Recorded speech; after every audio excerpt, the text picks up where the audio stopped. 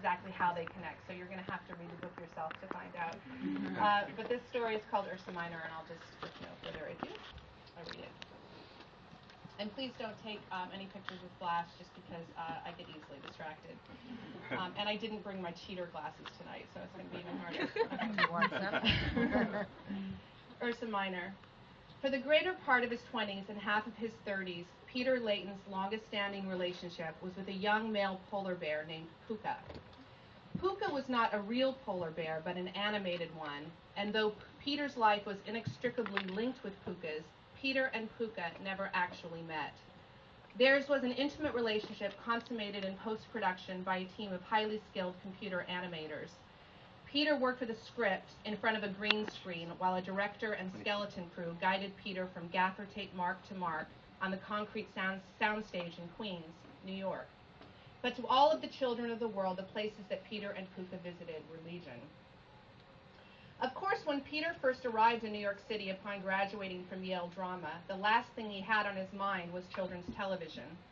His turn as Trigorin in The Seagull had been hailed as superlative, according to the college newspaper, matched only by his interpretation of Richard Roma in Glengarry Glen Ross, in which reviewers found in Peter that intangible fusion of intensity and irresistible insouciance.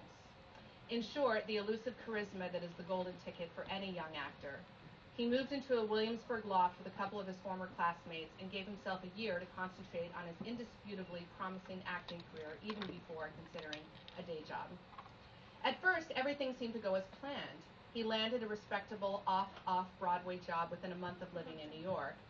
It was an original play written by a young playwright and former Yalie, produced by a theater company comprised of moonlighting Hollywood actors with serious theater pretensions. The play was middling at best, but Peter was extremely well received and clearly shone above the other considerably more experienced thespians. Though the play was not financially lucrative, it managed to secure him representation with a small boutique agency specializing in theater, and New York Magazine chose his picture to front a featured article showcasing young talent. And then nothing. He got plenty of auditions and a respectable amount of callbacks, but the feedback was always frustratingly difficult to decipher. Too intense, uncommitted, distracted, too good-looking, not good-looking enough. Among the most maddening was when a ginger-haired, pock-marked casting director, pressed by Peter's agent as to why he hadn't called his client back for a bit part in an independent movie, confided, "He just didn't sparkle." The agent passed this on to Peter as an accusation. "What am I, a fucking Christmas tree tinsel?" Peter vented to his roommate Ben as they walked to the L train. Ben worked at a juice bar in the East Village and commuted daily. Ben shrugged. "I'm a Jew. We don't know from tinsel." "I was good. I know I was. The way the writer looked at me when I was shaking their hands." "You shake their hands?" Ben asked. "Yeah," Peter said. "Of course I do, don't you?" Ben shook his head. "No." "Wait, what, you just leave?" Peter wasn't through venting, but he was intrigued. "But you just wave or something?" "Well, I don't want them to think I'm kissing their ass," Ben said. "Even though I would gladly kiss their ass if it would get me in someone's movie. I put my tongue right in there. All right, all right." Peter laughed. "I don't think that's kosher." "I would kiss the ass of a pig on the Sabbath if it would get me hired," Ben went on. Commiserating about auditions and rejections was one of the best things about being friends with someone who struggled with the same ridiculous career. Peter was alternately amused and relieved whenever Ben would rant about losing out on a part.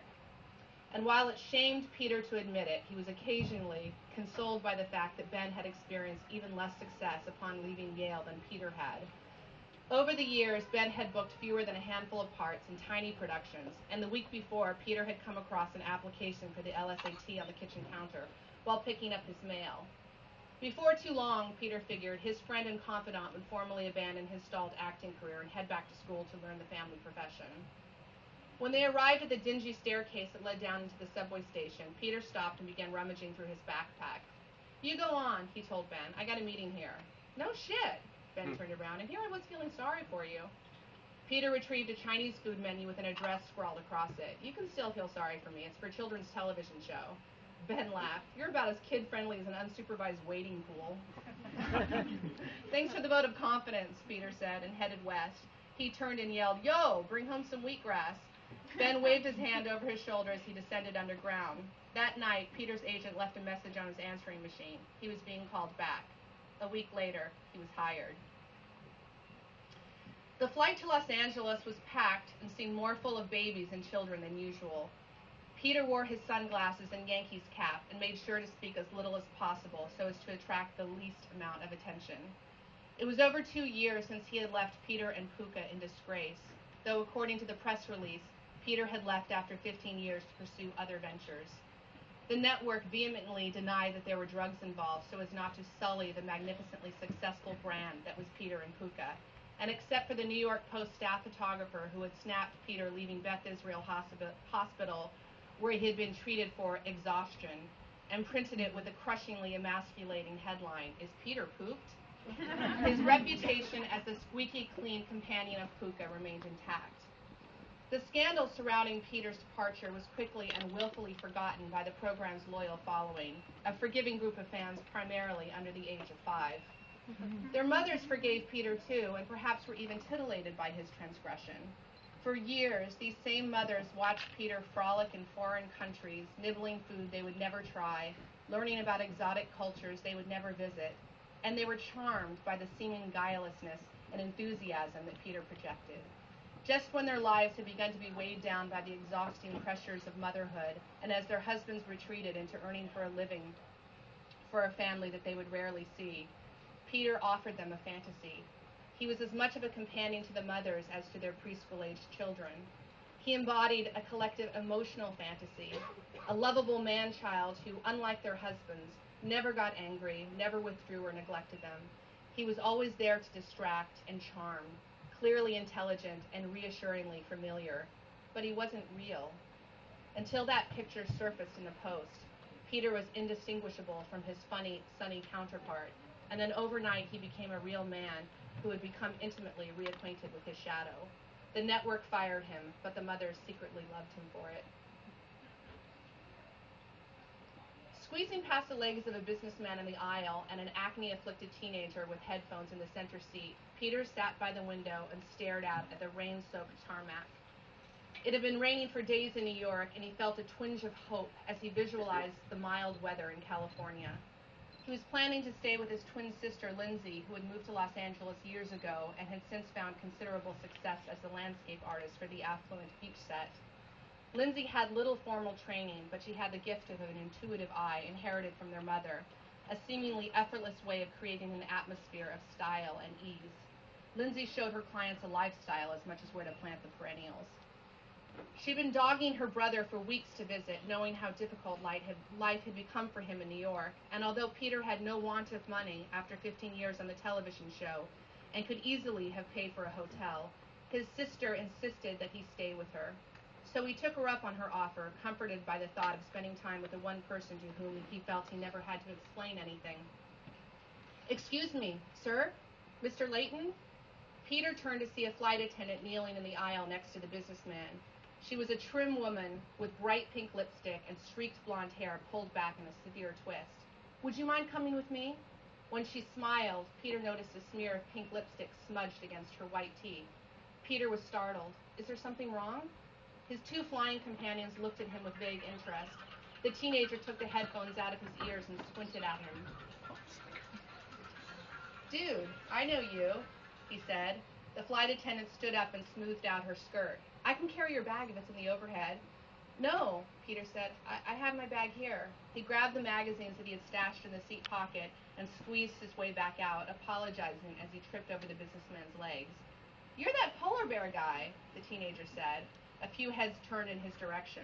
"Trippy," he heard the boy say as he hurried down the aisle after the flight attendant. There was a group of 4 other flight attendants waiting for him in the galley closest to the front, and they squealed when Peter entered, concerned and confused. "I'm Marcy," the first attendant said. "We have an extra seat for you in first class, but we didn't want to say anything in front of the other passengers." "Oh," Peter said. "That's nice." He smiled at the grinning women. One of the flight attendants, who stood at least 2 inches taller than him in flat shoes, grasped his hand. "But it's on condition that you sign this for my son." She giggled and thrust out a ticket printout and a green Sharpie, wrapping Peter's fingers around it. "He loves you, loves you." He sleeps with Puka and dressed like you for Halloween 2 years in a row. I'm not kidding. Peter obediently began to sign his name on the ticket. Another of the women, short and stout, with a frizzy mop of hair dyed a burgundy color that never would have occurred in nature, took a steady stream of pictures with her cell phone. He looked so cute in his striped purple turtleneck. The flight attendant mother for whom Peter was signing the ticket told her co-workers. Peter handed the ticket back and looked to the other women. A brunette with eyes that seemed far too large for her face handed him a ticket of her own. Can you make it out to Sailor? She's my niece. Sailor? That's an interesting name, Peter said. He was overtired from not having slept the night before and for a moment could not remember how to spell sailor.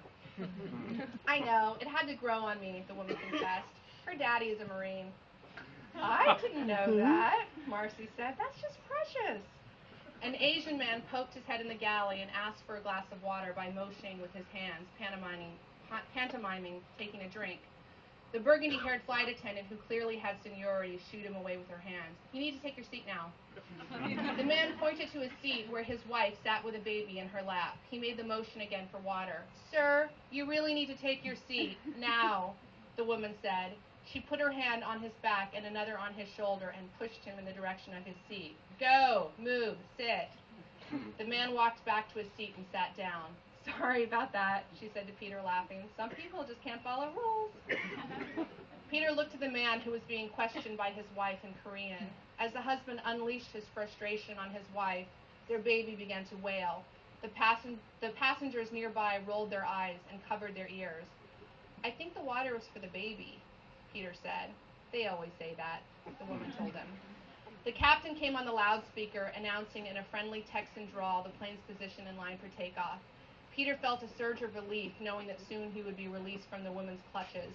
He posed for a picture with each flight attendant individually, then for a group picture snapped on self-timer with a point-and-shoot camera, precariously perched on top of the galley cart.